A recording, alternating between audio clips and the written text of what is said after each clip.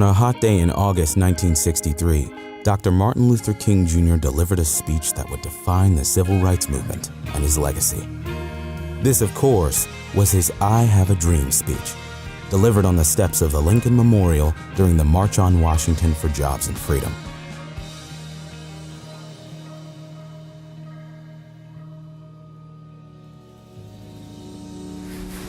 I'm happy to join with you today in what will go down in history as the greatest demonstration for freedom in the history of our nation.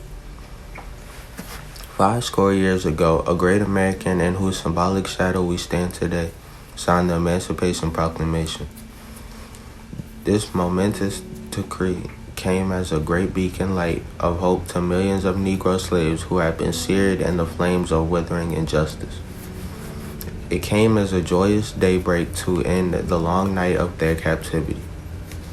But 100 years later, the Negro still is not free. 100 years later, the life of a Negro is still sadly crippled by the manacles of segregation and the chains of discrimination.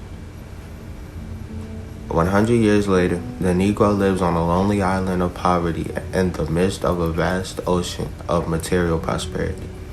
100 years later, the Negro is still languished in the corners of American society and finds himself in exile in his own land.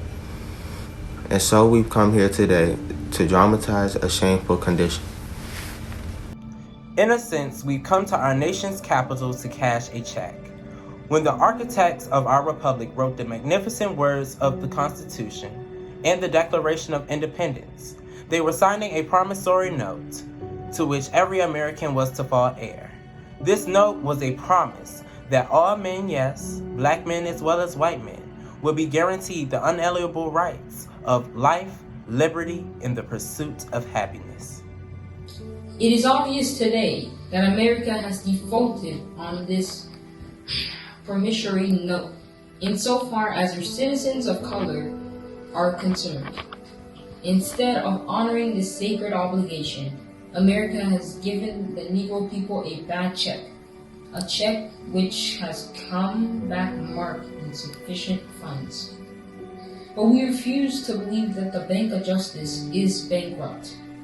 We refuse to believe that there are insufficient funds in the great vaults of opportunity of this nation. And so we've come to cash this check, a check that will give us upon demand the riches of freedom and the security of justice. We have also come to this hallowed spot to remind America of the fierce urgency of now.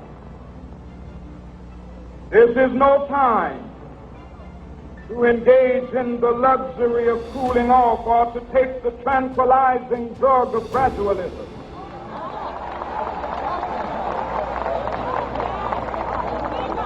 Now is the time to make real the promises of democracy.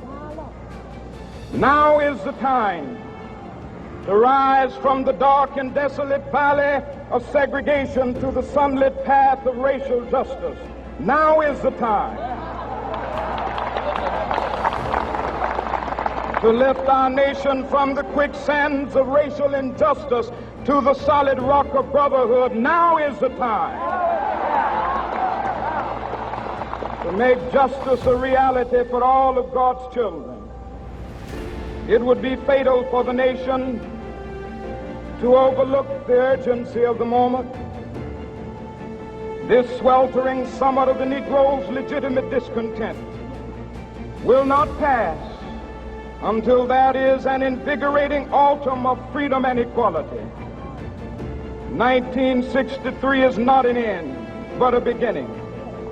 Those who hope that the Negro needed to blow off steam and will now be content will have a rude awakening if the nation returns to business as usual.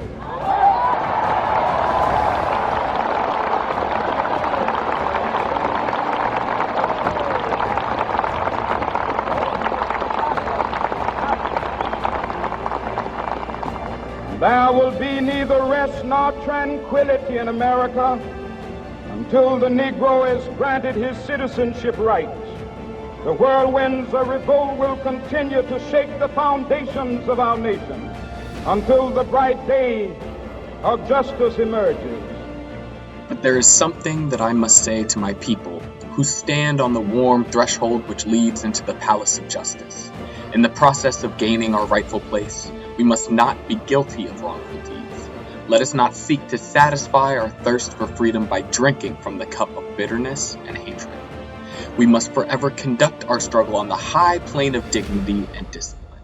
We must not allow our creative protest to degenerate into physical violence. Again and again, we must rise to the majestic heights of meeting physical force with soul force. The marvelous new militancy which has engulfed our community must not lead us to a distrust of all white people. For many of our white brothers, as evidenced by their presence here today, have come to realize that their destiny is tied up with our destiny. And they have come to realize that their freedom is inextricably bound to our freedom. We cannot walk alone. And as we walk, we must make the pledge that we shall always march ahead. We cannot turn back. There are those who are asking the devotees of civil rights, when will you be satisfied? We can never be satisfied as long as the Negro is the victim of unspeakable horrors of police brutality. We can never be satisfied as long as our bodies, heavy with the fatigue of travel, cannot gain lodging in the motels of the highways and the hotels of the cities. We cannot be satisfied as long as the Negro's basic mobility is from a smaller ghetto to a larger one. We can never be satisfied as long as our children are stripped of their selfhood and robbed of their dignity by signs stating, "For whites only." We cannot be satisfied as long as the Negro in Mississippi cannot vote and a Negro in New York believes he has nothing for which to vote. No, we are not satisfied, and we will not be satisfied until justice rolls down like waters and righteousness like a mighty stream. I'm not unmindful that some of you have come here out of great trials and tribulations.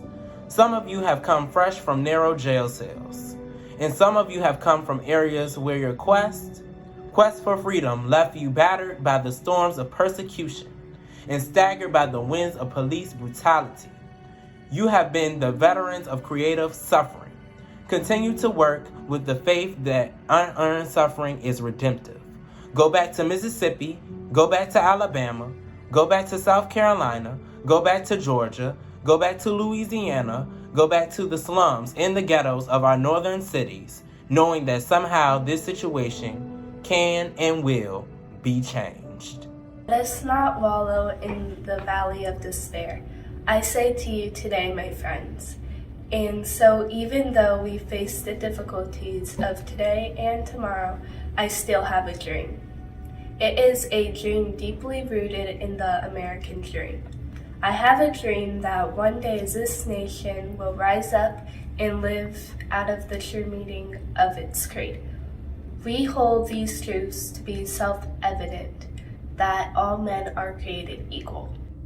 I have a dream that one day on the red hills of Georgia, the sons of former slaves and the sons of former slave owners will be able to sit down together at the table of brotherhood. I have a dream that even the state of Mississippi, a state sweltering with the heat of oppression, sweltering with the heat of injustice, will be transformed into an oasis of freedom and justice. I have a dream that my 4 little children will live in a nation where they are not judged by the color of their skin, but rather the content of their character. I have a dream today. I have a dream that one day down in Alabama, with its vicious racists, with its governor having his lips dripping with words of interposition and nullification, one day right there in Alabama, little black boys and black girls will be able to join hands with little white boys and white girls as sister and brother. I have a dream that one day every valley shall be exalted. and every hill and mountain shall be made low. The rough places will be made plain, and the crooked will be made straight. And the glory of the Lord shall be revealed, and all flesh shall see it together.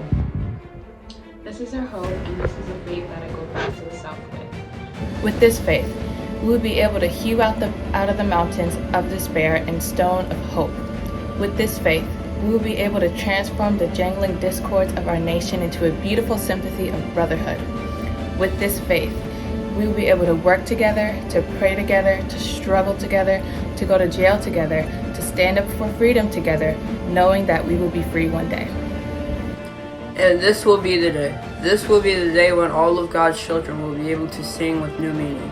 My country, 'tis of thee, sweet land of liberty, of thee I sing. Land where my fathers died, land of the pilgrim's pride. From every mountainside, let freedom ring. Et si l'Amérique doit être une grande nation, c'est l'heure de devenir vrai.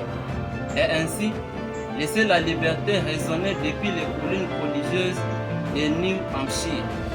Laisser la liberté résonner des puissantes montagnes de New York. Que la liberté résonne.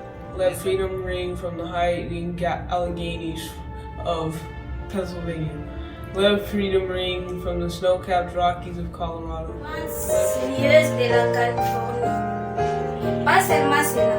Laissez la liberté sonner des Lookout montagnes de Tennessee. Laissez la liberté résonner de chaque colline. Let freedom ring from every hill and molehill of Mississippi.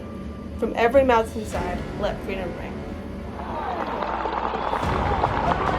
When we allow freedom ring, when we let it ring from every village and every hamlet, from every state and every city, we will be able to speed up that day when all of God's children, black men and white men, Jews and Gentiles, Protestants and Catholics, will be able to join hands and sing in the words of the old Negro spiritual, free at last, free at last. Thank God Almighty, we are free at last.